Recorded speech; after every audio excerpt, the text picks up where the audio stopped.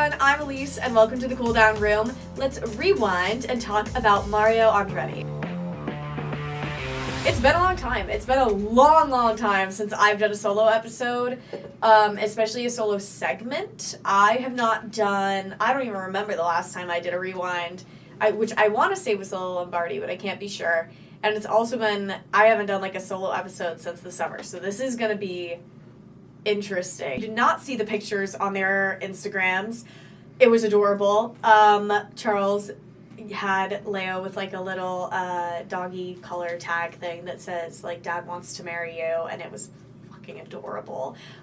So very big congratulations to them. This is just a fun detail is that I'm doing this like because of I'm taking a class about like Italian Americans and I have to present on an Italian American. So I decided to kill two birds with one stone, and that's why we're where we are right now. This is kind of going to function exactly how Lola Lombardi's did. I am going to tell you the life story of Mario Andretti, and we're going to hope I didn't miss any details, and we're going to hope this episode is a reasonable amount of time. Just to begin, Mario Andretti was born on February 28th, 1940 in Montona, Italy, which is now in Croatia, and I really hope I'm pronouncing that right because it would be really embarrassing if I wasn't. For context, Montona was about 35 miles from the city of Trieste, which is in northeastern Italy.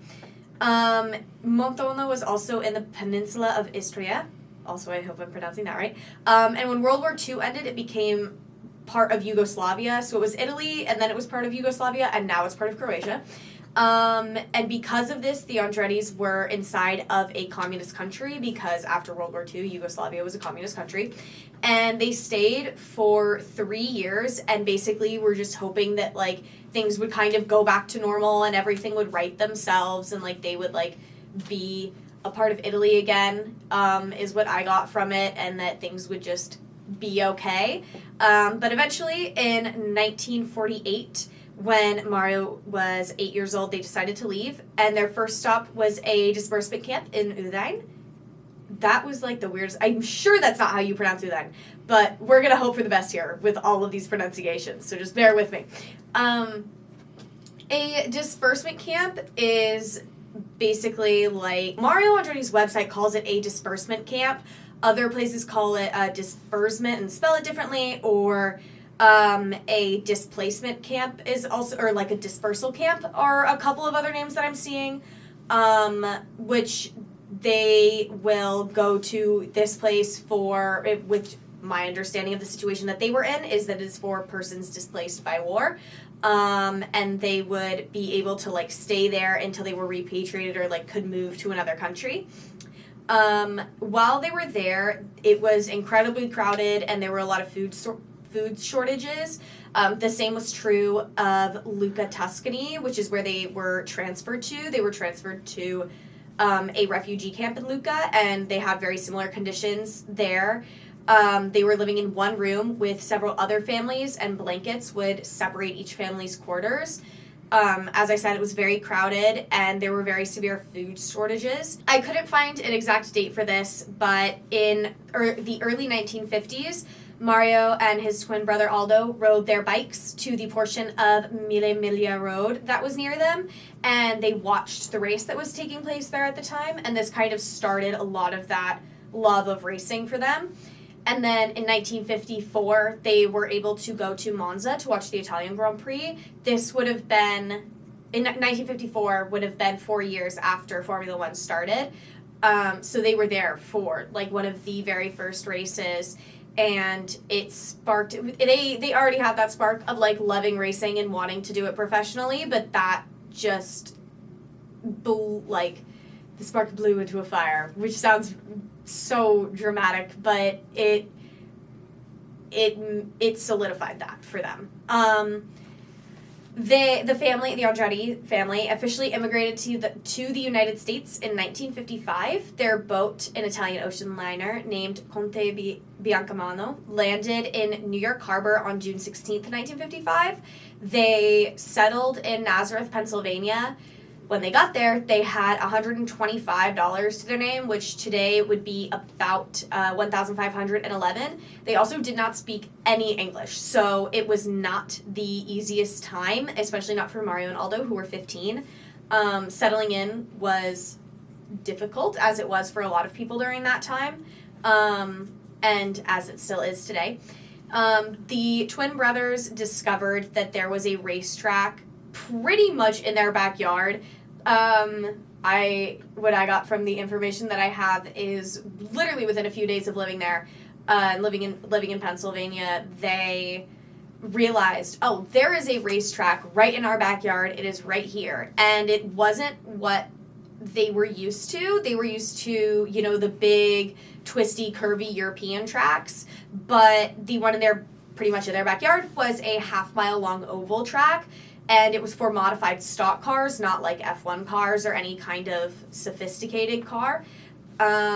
But they decided it looked doable. They knew that they could race on that track and knew that they could have speed and could find a car that they could put there.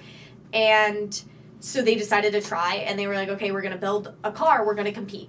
I'm going to read a paragraph off of the website, from Mario Andretti's website. To become a racer, you need your own car. And there are only 3 ways to obtain a car. Steal it, which was against their principles, buy it, except they didn't have any money, or build it yourself, their only real option. They set out listening to anybody who had even the slightest knowledge of a race car. They found out about engine, shocks, spring rates, suspension, chassis setup, and on and on. That's kind of how the website describes his website describes the process. But going into more specific details, they built it with some of their friends from the area, and they were using money that they earned working in their uncle had a garage, so they earned money there, and then they would put it into this car. They modified a 1948 Hudson Hornet Sportsman stock car. They raced it for the first time in March of 1959, so 4 years after they arrived in America. The brothers were 18, sorry. Mario and Aldo would take turns racing the car, and much like Lella Lombardi did, they kept it a secret from their parents. They did not tell their parents that they were racing. What prompted them to tell their parents was that Aldo was in a severe accident the same year they started, and he was injured, and it prompted him to end his career. They always say prompted, so I can't tell if it was a matter of Aldo physically not being able to race anymore, like some kind of physical impairment, or if it was a mental thing, or almost realizing how risky it is. And so Aldo ended his career, but Mario's career flourished, and he won 20 races in his first 2 seasons in the sportsman stock car class. So they had very, very different experiences in racing, as is quite obvious. Moving on to the 1960s, this is kind of a big time jump, but in 1964, Mario became a naturalized U.S. citizen and began racing Indy cars. He won his first IndyCar race in 1965. He won the Hoosier Grand Prix, and he finished 3rd in the Indianapolis 500, which earned him Rookie of the Year honors. The Indianapolis 500 in 1965 was won by Jim Clark, right? But Jim Clark was also, you could race in both things, is my understanding. He was a Formula One driver for Lotus, as well as occasionally racing an IndyCar. And so Colin Chapman, who was the team principal, or the boss of Formula One's Lotus team at the time, was at that 1965 Indianapolis 500, and Mario met Colin Chapman, and Chapman promised Mario that he would one day drive in Formula One, and basically said to him, one day we will get you in a Formula One seat, ideally a Lotus.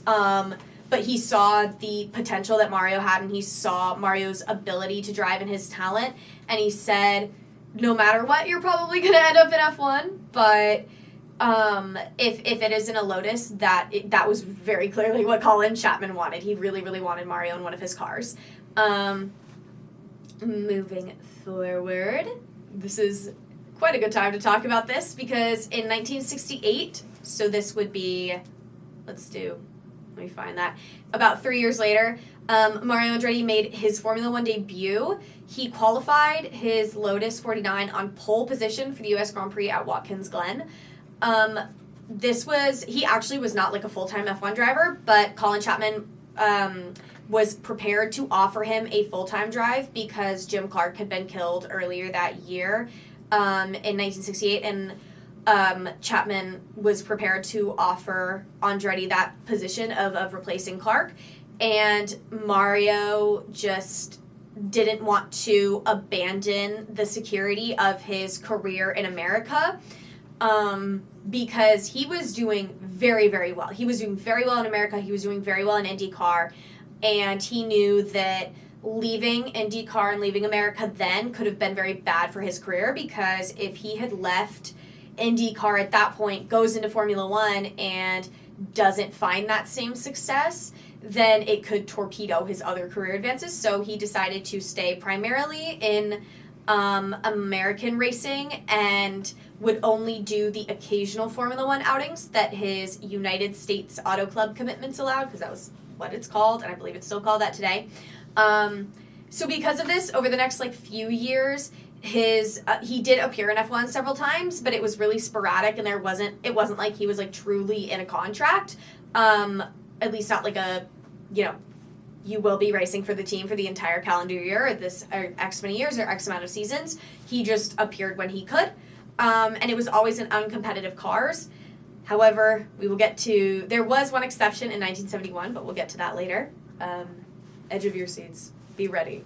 But Mario's most celebrated win in the Indianapolis 500 came in 1969. He had, at that point, he led a total of 116 laps in that particular race and established 15 of 20 new records set during that event. A lot of those records have since been beaten. However, at the time, it was insane. That was what many people call his best IndyCar race ever. By the late 1960s, Mario was racing IndyCars, Formula One, and Formula 500, and he won in each of those categories. He also competed in 14 NASCAR races, though he didn't win any of those. He ended the 1960s with a total of 30 victories and 29 poles out of 111 IndyCar starts. So that is very, very impressive. Moving on to the 1970s. In 1971, he signed with Ferrari for a campaign in both sports cars and Formula One. Again, this was during a time period where you could feasibly race in both. You could race in more than one category. You could race in, IndyCar and Formula One and Formula 5000 is what I said. Yeah, and Formula 5000, and you could be doing more than one thing. Today, that is very, very difficult to do. You cannot race in Formula One and IndyCar. We've seen Max Verstappen do Le Mans and do Formula One, but endurance racing, their season is so fundamentally different from Formula One season, and they have fewer races, especially with Le Mans being once a year and very, very sophisticated. That's not the word. Prestigious. Max was able to do that, especially because it was during the off season. However, that today is just not possible. You have to remember there were also way, way less races on the Formula One season or calendar at that time. So that left a lot more time and a lot more openness for other things. Yeah, so 1971, Mario signed with Ferrari. He very quickly, he won the 1971 season's first Grand Prix, which was in South Africa, because, we used to have a race in South Africa, which sounds super cool. This is almost what he was afraid of when he hesitated to sign for Lotus in the 1960s. This was a very lean period in his United States Auto Club career, and he wasn't really doing as well in America. However, he was doing incredibly well in Formula One. A few of his achievements from 1971 to 1976, he co-drove a Ferrari 312P to victory with Jackie Ickx at the 6 Hours of Daytona, 12 Hours of Sebring, and the AOC 1,000 kilometers at Brands Hatch, and the Watkins Glen 6 Hours. So his endurance racing was doing quite well, but also you have to imagine all of those events took place, as I understand them, over the course of 5 years. Or at the very least, I did not have a specific year for those events. It was still his career. He was not doing as well in America as he had been in years prior. And in 1976, Mario finally decided that he was going to concentrate on F1. He decided to, kind of fulfill fulfill the prophecy or fulfill the promise and agreement that had been made to him by Colin Chapman in 1965. He decided to race for Lotus. This was kind of shocking, to be honest. A lot of people were very surprised by this because Lotus at the time was not doing very well. They thought, there is no way Mario Andretti is ever going to win a championship in a Lotus car. Mario found the Lotus car at the time very twitchy and unpredictable, and he was almost frightened to drive it because it was so incredibly difficult to drive. However, in 1976, in the final race of the year was in Japan, it was a monumental downpour to the point that Niki Lauda dropped out and pulled into the pits and forfeited his chance to win the World Championship that year because conditions were so bad. But Mario won that race in these horrific conditions in this horrific car, and it inspired Lotus and Chapman to put a lot more effort into this. He was also selected to be driver of the year. But Colin Chapman said, okay, let's get back to the drawing board, and they put way more effort into it because they saw, after their first win in 5 years, they saw, we can do this, we can win. We do have a driver that can lead us to a world championship victory. In his pioneering 1977 creation, which was Chapman's Lotus 78 ground effect car, Mario helped develop this, and he won 4 races in that car. In 1978, which was his signature season with Lotus, he had 6 victories, 5 of them in the Lotus 79, and he became world champion that year. However, even though he was world champion, it was his return to IndyCar was very imminent. It does not seem like he was necessarily happy racing in Formula One as much as that had been like the dream and he loved it. At the very least, he was not very happy racing in IndyCar. So Mario Andretti was a member of Alfa Romeo in 1981, but he stayed, actually. So 1981 was his first last season as a full-time Formula One driver, but in 1982, Enzo Ferrari asked him to make a guest appearance at the Italian Grand Prix at Monza because that was such an important circuit to him and because it held so many memories. Mario agreed, and he qualified on pole and finished 3rd at that race. So all told, Mario earned 12 victories and won 18 poles in the total of 128 Grand Prix starts. That doesn't sound like a lot, especially now. However, as I said before, there were less races and there were far more. In part because of that, it was a little bit easier not necessarily easier to win, but almost easier to tell because the season didn't go on for as long. States in 1983 to compete in IndyCar and to concentrate on that. He also teamed up with Felipe Alioa. I'm just going to look up how to pronounce that. We're just going to call him Felipe. We'll put the name up on the screen for those of you watching on YouTube, but I cannot pronounce this, and I will make a fool of myself if I do. So Mario teamed up with Felipe as well as his son Michael, Mario's son, not Felipe's son, and they competed in the 24 Hours of Le Mans in 1983. They qualified and finished 3rd, which was the highest finish for a non-factory team. And in 1984, Mario was a full-time IndyCar driver. It was a very memorable season. He was 44 years old, and he won his 4th national championship. He won 6 events, had 8 pole positions, and set 10 track records. The season was capped with his 3rd Driver of the Year selection, bestowed for the very first time by a unanimous vote. This also makes him the only man to ever win the trophy in 3 different decades, so 1969, 1978, and 1984. In 1986, Mario and Michael established the first ever father-son front row when they qualified for the Phoenix IndyCar event. When qualifying for the Phoenix IndyCar event, a feat they accomplished a total of 10 times before the close of the decade. They are both incredibly talented, and very rarely do you see a father-son team or a father and son both racing at the same time, especially not now when the ages are so much younger. Nowadays, it's very, I say rare. We do have F1 drivers in their 40s, but they are few and far between. Many people retire before they get to that point. And even now, like Lewis and Fernando, sometimes you hear them complaining on the radio saying, my back hurts, I want to go home. I'm sure Fernando has said that on several occasions, because the older you get, it just gets harder to drive them, especially with the speed of the cars now and with the natural progression of one's body as you age. It is much harder to drive the older you get. Moving on to the 1990s, Mario made another first. Mario had two sons, Michael and Jeff, and he also had a nephew, John Andretti.